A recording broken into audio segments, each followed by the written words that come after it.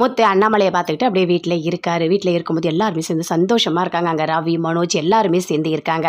இங்கே பாருங்கள், இன்றைக்கி நம்ம எல்லாருமே இருக்கோம், சமைக்கலாம் அப்படின்னு சொல்லிட்டு முத்து சொல்கிறாரு. ஏண்டா எதுக்குடா நாம் சமைக்கணும்? அதான் ஒரு செஃப் இருக்கான்ல, அவனை கூப்பிட்டு சமைக்க சொல்லலாம் அப்படின்னு மனோஜ் சொல்கிறாரு. ஆமாம், அவன் டெய்லி அங்கே ஹோட்டலில் சமைச்சிட்டு தான் இருக்கான். ஏன் இன்றைக்கி வீட்லேயே சமைக்கணுமா என்ன? நமக்கு வேண்டியதை நாமளே செய்யலாம் அப்படின்னு முத்து சொல்கிறாரு. அதுக்குள்ளே மனோஜம் வராரு. சரி, நான் வந்துட்டு மோர் செய்கிறேன் அப்படின்னு சொல்கிறாரு. என்னது மோர் செய்கிறியா? தயிரை கடைஞ்சா மோராக போகுது, இதை வேறு நீ பண்ண போறியா? போய் சுடுத்து நீ போடா அப்படின்னு சொல்லிட்டு மனோஜ்கிட்ட முத்து சொல்லிட்டு இருக்காரு. சரி, எனக்கு சாம்பார் வைக்க தெரியும், எனக்கு மீனா வந்து சாம்பார் வைக்க கற்றுக் கொடுத்துருக்கா அப்படின்னு சொல்லிட்டு முத்து சொல்கிறாரு. சரி, நான் கூட்டு பொரியல் இதெல்லாம் நான் பண்ணிடுறேன் அப்படின்னு சொல்லிட்டு ரவி சொல்கிறாரு. எனக்கு மிளகு ரசம் வைக்க தெரியும் அப்படின்னு சொல்கிறாரு அண்ணாமலை. எல்லாருமே சேர்ந்து சமைக்கிறாங்க, பயங்கர சந்தோஷத்தோடு சமைக்கிறாங்க. சமைச்சு கொண்டு வந்து வைக்கிறாங்க. அப்பா, மிளகு ரசம் வாசனை சூப்பராக இருக்குப்பா அப்படின்னு முத்து சொல்கிறாரு. டேய், உனக்கு சளி பிடிச்சிருக்கு எனக்கு தெரியும்டா, அதனால தான் நான் மிளகு ரசம் வச்சேன் அப்படின்னு சொல்லிட்டு அண்ணாமலை சொல்கிறாரு.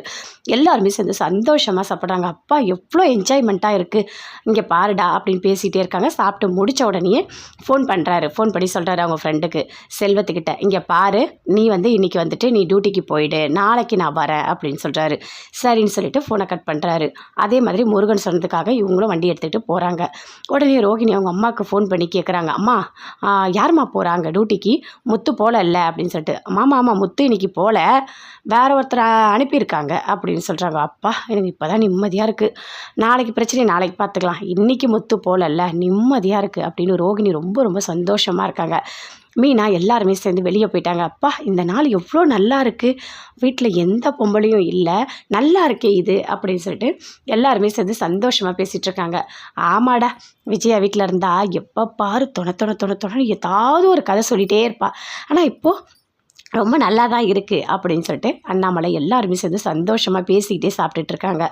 அப்பா, இதெல்லாம் நல்லா இருக்குப்பா, எல்லாமே நல்லா சமைச்சிருக்கப்பா அப்படின்னு சொல்லிட்டுருக்காரு. ஏய் ரவி, நீயும் சூப்பராக சமையல் பண்ணியிருக்கடா, நல்லா இருக்குடா அப்படின்னு சொல்லிட்டு நல்லா சாப்பிட்டுட்டு இருக்காங்க. சாப்பிட்டுட்டே இருக்கும்போது அண்ணாமலை சொல்கிறாரு. இங்கே பாருடா, எனக்கு ஒன்றும் உடம்புக்கு இல்லை, நீ போயிட்டு உன் வேலையை பாரு, அதுக்காக லீவு போட்டு இங்கே உட்காந்துட்ருப்பியா அப்படின்னு கேட்குறாரு. அப்பா, அதில் என்ன பருக்கு, ஒரு நாள் தானே, ஒன்றும் இல்லைப்பா, நாளைக்கு ரவி உன்னை பார்த்துப்பான், நான் போகிறேன் வேலைக்கு, சரியா அப்படின்னு முத்து சொல்கிறாரு. அதே மாதிரி அடுத்த நாள் முத்து வேலைக்கு போகிறாரு.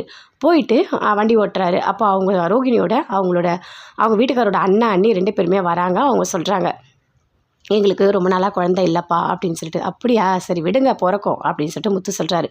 இல்லைப்பா, நாங்கள் ரொம்ப பெரிய ஒரு பாவம் பண்ணியிருக்கோம் அப்படின்னு காரில் பின்னாடி உட்காந்து பேசிக்கிட்டே வராங்க. நாங்கள் ஒரு பொண்ணு மாசமாக இருந்தது, அதை அப்படியே அனுப்பிட்டோம், அதனால தான் எனக்கு குழந்தையே பிறக்கலை, நான் இவ்வளோ பெரிய கஷ்டத்தில் இருக்கேன் அப்படின்னு சொல்லிட்டுருக்காங்க. சரி, ஏதாவது ஒரு குழந்தைய தத்தெடுத்து வளர்க்கலாம்ல அப்படின்னு முத்து சொல்கிறாரு. நீ சொல்கிறது கரெக்டு தான்ப்பா, தத்தெடுத்து வளர்க்கலாம், ஆனால் என்னோட தம்பி பையன் இருக்கான் அப்படின்னு சொல்கிறாரு. அப்படியா, சரி அப்படின்னு சொல்லிட்டு முத்து சொல்லிகிட்ருக்காரு. இங்கே தான் எங்கேயோ இருக்காங்க, அவங்கள போய் பார்த்து என் தம்பி பையனை எடுத்து நான் வளர்க்கணும்னு நான் நினைக்கிறேன். ஏன்னா அந்த பொண்ணு மாசமாக இருக்கும் போதே நான் அனுப்பிட்டேன், அந்த வலி கஷ்டம் எல்லாமே எனக்கு இப்போ வரைக்குமோ இருக்குது அப்படின்னு சொல்லிகிட்ருக்காங்க. அடுத்தது ரோகிணிக்கு இந்த விஷயம் தெரியுது, முத்து தான் வண்டி ஓட்டிகிட்டு போகிறாரு சொல்லிட்டு அப்படியே ரோகிணி ஒரு மாதிரி டென்ஷனாகவே இருக்காங்க. ஐயோ, முத்தா வண்டி ஓட்டுறாரு, கண்டிப்பாக ஏதாவது உளறிடுவாங்களே, ஐயோ கடவுளே, என்ன பண்ணுறது தெரியலையே, நான் மனோஜை விட்டு பிரிஞ்சிருவணும், ஐயோ கடவுளே அப்படின்னு சொல்லிட்டு அப்படியே பயங்கரமாக முத்துவை நினச்சி டென்ஷன் ஆகிட்டு இருக்காங்க.